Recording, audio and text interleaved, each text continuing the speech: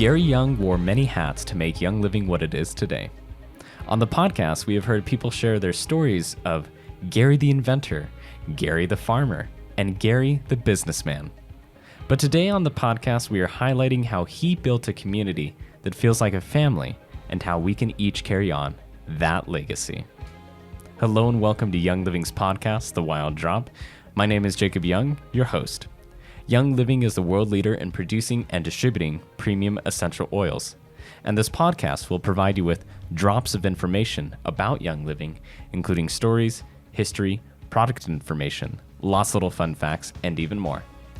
Back on the podcast again is the man with many Gary stories, John Whetten. Welcome back, John. How have you been? Yeah, pretty good. I feel like I can't help but describe the weather. It's a little smoggy outside. It is. It seems a little dreary, a little gloomy outside today, but it'll get nice later on today. Yeah, winter is here. Yeah. Well, the last time that we talked Ningxia, and that was a really fun time. Actually, one of our most viewed and listened to episodes, thanks to you. Wow. I think the story was pretty great, and everybody really liked that story. Okay. And we kept getting asked, bring John back. John's got great Gary stories. Okay. So because of your request, John is here now. And John's here to talk about something amazing, something that is truly one of a kind, specific to Young Living, and it's community. And I think a lot of people understand what I'm talking about when I say Young Living and community, and those words just go together, kind of like peanut butter and jelly. And John gave an amazing speech about community, both in Europe and at convention. And I would kind of love John to share a little bit about what that talk was about and why it was so important to him. And most specifically, with working with my dad for so many years, how to see him grow from a person, but his message and his story about community staying the same. So if you could elaborate a little bit on that, that'd be great. Yeah, so I'll just start off by talking a little bit more about the tapes that you just mentioned. So when your dad passed away in 2018, looking back, this sounds silly, but I was worried about losing my job. I'd been your dad's assistant for roughly 9 years and traveled all over the world with him and just, kind of was just always there. And I thought Young Living didn't need me anymore. And so I thought I was going to get fired, which is just my own little existential crisis in a way. But I thought if I could just keep myself busy and was somehow adding value, that Young Living would keep me around. And I knew that there was a closet full of old videotape. So analog, digital, audio tapes, CDs, DVDs, a bunch of stuff that was not very accessible just because of the media format that it was in. And I thought, well, I'll just get a bunch of VHS decks and mini DV decks and audio decks, and I grabbed a bunch of old computers from the IT department, and I just started ingesting into the computer all of this content. And I never imagined. I thought, okay, it's important that we keep this stuff around so that we would have access to this historical archive of Young Living content, but I really had no idea how it would impact me and the content that I would find. And it was really fun to learn about your dad and just watch him in action from when he was much younger and before he was, for lack of a better term, famous, because I only got to know him from after he was famous. I was hired in 2008. I started working closely with your dad in 2009. By then, Young Living was hundreds of millions of dollars in annual revenue. Thousands and thousands of members are showing up at conventions. So that's how I got to know your dad. And it was really fun to see him as a younger man doing these tiny meetings, unsure of himself at times, not sure exactly how to go about things. You can get to watch him make mistakes, learn from those mistakes, and he's doing a lot more stuff on his own. There's not kind of that support network around him of all of the employees that were able to help and support and and drive the company forward. He was doing things a lot on his own. So that's what I got to start to see. And in a way, you almost got to see him prior to his craft being perfected, in a way. Yeah. And I know some of those tapes, I've seen the earlier tapes of, I've always known my dad to be an amazing speaker and presenter, just extremely confident, knowing how to articulate and kind of craft his speech. He was just amazing at that and could do everything kind of off a whim. And to go back at the earlier tapes, and he wasn't necessarily like as good at it, but you could see that he had it in himself to do it. It was just it was great to see. I think for me that my dad wasn't necessarily perfect. And for me, that helped me a lot. And so it's really cool looking back at those tapes and just kind of seeing that, almost seeing like young Gary just kind of finding his way throughout the world and whatnot. Yeah. But I want to know from you, as far as the tapes that you watched, what was a reoccurring theme inside of them? Yeah. So your dad's doing these tiny meetings, right? He's traveling all over the country. I think he had a motorhome at one point, and he would just drive from city to city trying to get these little meetings set up, and that he would either sleep in his car or at this motorhome. I mean, I think he did a lot of different things. I'm sure that from time to time he would stay in a motel or hotel also, but he had no money. Like there was quite literally, it was very obvious there was very little money, but he had so much drive. And he obviously wanted to run a successful business. That's not, I'm not trying to deny that, but it was very obvious to me that the people that he was working with was the reason that he was doing things. He was building relationships, he was building friendships, and on a much grander scale, he was building a community. And I don't think your dad changed at all.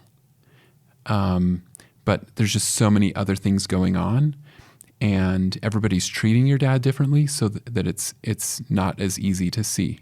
I'll give you a couple of examples. Winter harvest. So your dad started the first balsam fir harvest, I think, was in 2002. There might have been some small ones before then, but then there was a fairly big harvest that happened in 2002, and enough balsam fir oil was made for the next number of years, just in cold storage.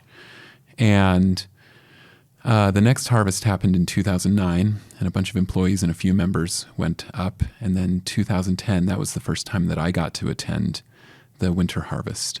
2010, some employees showed up, some members showed up. And then in 2011, things started to get big. People found out, oh, this is a thing that we can go to. But your dad was very purposefully egalitarian about the way he went about organizing these harvests. Like anybody could show up. I remember we would have people show up that had joined Young Living like a month before. And they're working alongside a Royal Crown Diamond or whoever. And that's the way he liked it. He really enjoyed just rubbing shoulders with anybody. And I do think that he purposefully tried to keep it so that anybody could show up. Does that make sense? Yeah. I mean, Gary was just like, anybody can come. And then it became so popular that it became this exclusive thing. And I think that really bothered him. And in later years, I think that he was more hesitant to attend himself because there was this exclusivity component to it. No, I think you were definitely right. In a way, a lot of people were really happy to learn about what was going on. But because my dad was constantly there, you were correct about that people reserved it out so they could have time specifically with him, which I don't think was necessarily wrong. The famous Gary. The famous Gary, yeah. Right, they wanted to go and spend time with Gary. But not necessarily the winter harvest part. Yeah. I remember my dad talking about this because there was one winter harvest that I went to. I was much younger. I think I think it was the 2013 one. And we were there, and he said, hey, this week we have Royal Crown Diamond coming up with their team. And then next week we have a different team from, I think it was Hong Kong or Malaysia that was coming. And my dad specifically said, I need you here to show them how to work, because they're here to chat with me and I'm here to work. So you need to help me work with them to get them to work. Yeah. And I remember so many times they'd be like, Gary, come sit down in the kitchen. Let's chat. He's like, I sit down to eat, and when I'm done eating, I go and work. It was pretty entertaining. It was funny because they always wanted to like be with him, and they were hoping that he would do lectures. And he said, when it is dark and we cannot work anymore, we'll chat then. Yeah. But when it is daylight, it's work time. He's working. He was working all the time. Yeah. So let me kind of just reframe that just a little bit. He was hoping that Winter Harvest would be a way for people to get to know each other. Yes. But then it turned into an event where everybody who showed up already knew each other.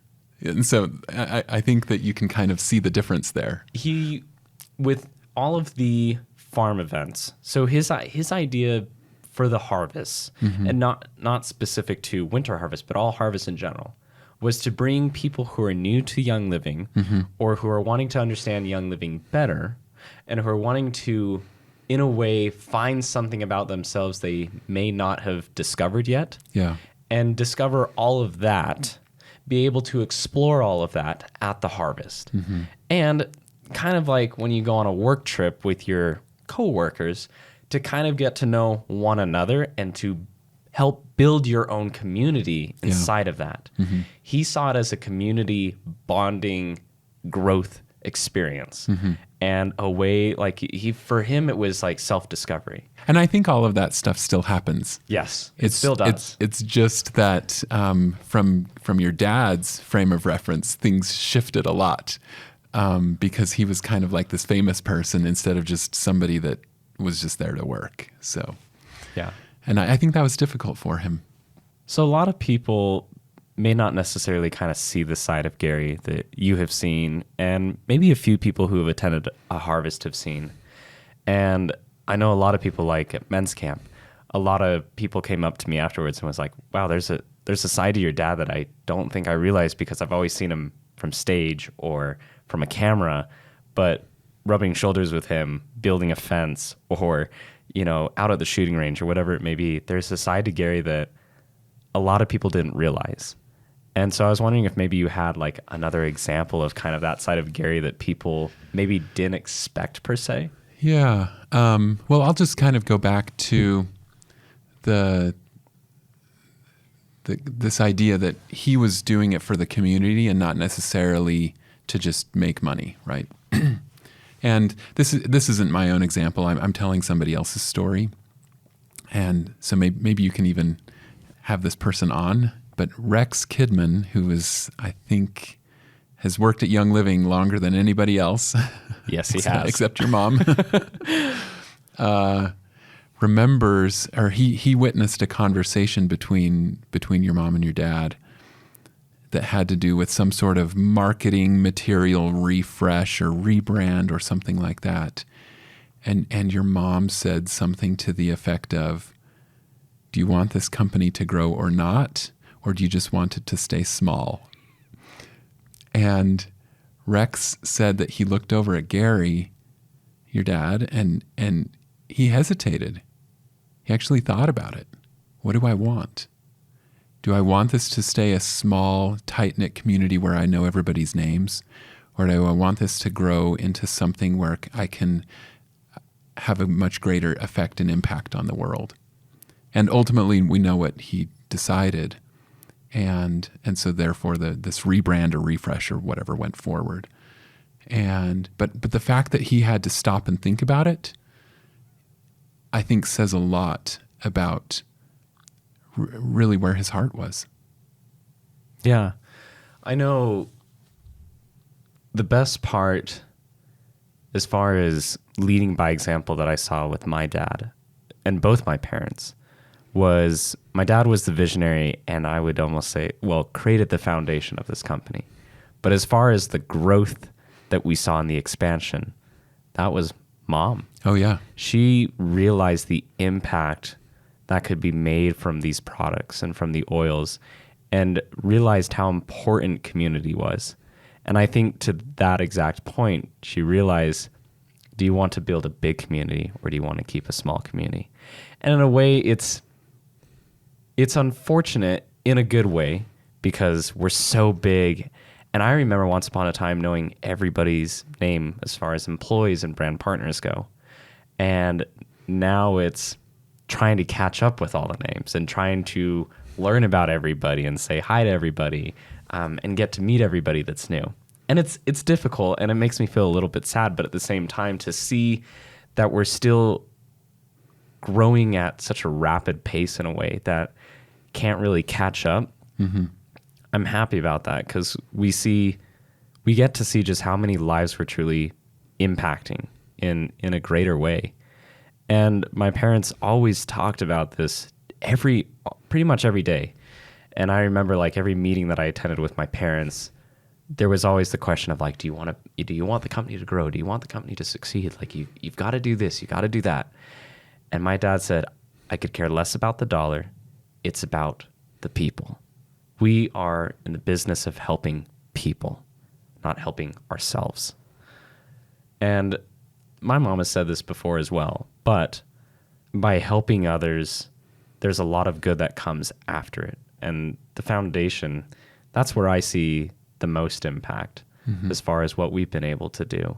Yeah. And just all the lives we've been able to change. But in all the time that I grew up with my dad, saw my dad, listened to my dad, that never changed. Yeah. That sense of purpose and direction from, I don't care about how much we're making. Because I remember sitting in a board meeting when I was younger, and they were like, oh, Gary, these are the projected sales. And, the whole financial spiel, that's the best way to say it, was like, this is how the company's doing compared to last year. And this is our quarterly expectations, And Gary said, that's cool. How are our people doing? Yeah. That's what he always said. It's like, how are our people doing? What are they needing? Mm-hmm. What new products are they needing? Like what do they need? What have you heard from the field? He wanted to know that over how we were doing as a business. And that became very, very obvious from watching the videotapes. So in the presentation that I gave, I selected 3 clips, and I could have pulled other clips. There's actually nothing all that particular about the clips that I pulled. But I found one from 1988, one from 1990, and another one from 1991. There's not a lot of stuff before 1990, so I didn't have a lot to choose from.